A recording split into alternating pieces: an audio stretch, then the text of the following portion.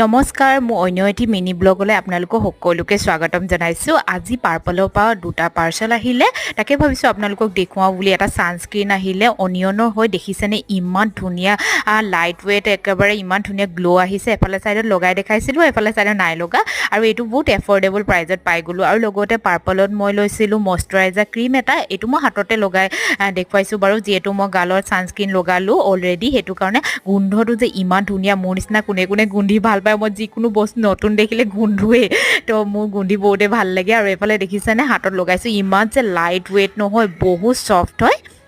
আৰু চানি, মই আৰু জান, আমি তিনিওটা যাওঁ ফুৰিবলৈ বুলি, বস্তু এটা ঘৰলৈ আনিম। তো কি বস্তু আনিছোঁ আপোনালোকক দেখুৱাইছোঁ বাৰু। চানি দেখিছে দুষ্ট কৰি আছে। আৰু আমি আনিলোঁ ঘৰলৈ, ইমান গৰম পৰিছে, এইটো কাৰণে AC এটা লৈ আনিলোঁ, যিহেতু বহুত গৰম এইবাৰ, সেইটো কাৰণে AC এটা বহুত দৰকাৰ হৈ আছিলে, এইটো কাৰণে AC আনিলোঁ। আৰু এইফালে চানি